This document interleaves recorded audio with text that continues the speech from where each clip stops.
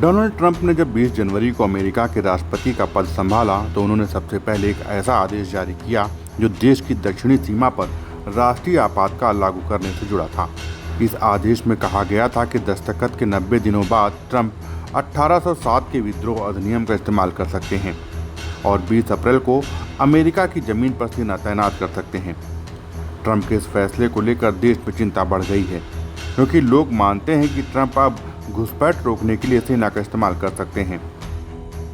आपको बता दें कि 1807 का विद्रोह अधिनियम एक ऐसा कानून है जो अमेरिका के राष्ट्रपति को खास हालात में सेना और नेशनल गार्ड तैनात करने की इजाज़त देता है।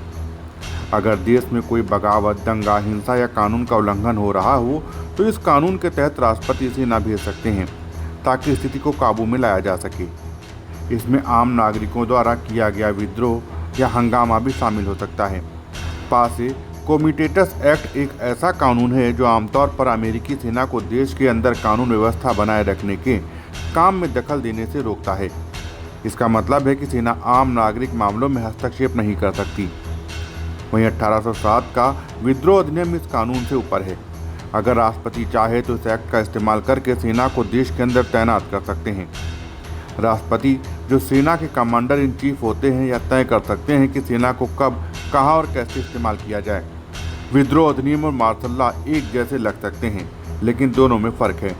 मार्शल लॉ में पूरे राज्य या इलाके का कंट्रोल सेना के एक जनरल को दे दिया जाता है, मतलब सेना सब कुछ संभालती है, प्रशासन, कानून व्यवस्था और सरकारी फैसले। विद्रोह अधिनियम में ऐसा नहीं होता। इसमें सारी ताकत राष्ट्रपति के पास रहती है। राष्ट्रपति जरूरत पड़ने पर सेना की मदद लेते हैं ताकि कानून व्यवस्था ठीक रखी जा सके। सीधे शब्दों में कहें तो मार्शल लॉ में सेना सरकार की जगह लेती है, जबकि विद्रोह अधिनियम में सेना सिर्फ सरकार की मदद करती है, उसकी जगह नहीं लेती। वहीं 20 जनवरी को जारी किए गए ट्रंप के कार्यकारी आदेश की 90 दिनों की समय सीमा अब लगभग पूरी हो चुकी है और 20 अप्रैल को आने में सिर्फ कुछ दिन बाकी हैं। अब अमेरिका के बहुत से लोग मानने लगे हैं कि राष्ट्रपति डोनाल्ड ट्रंप सच में विद्रोह अधिनियम लागू करेंगे और 20 अप्रैल को सेना को तैनात कर सकते हैं।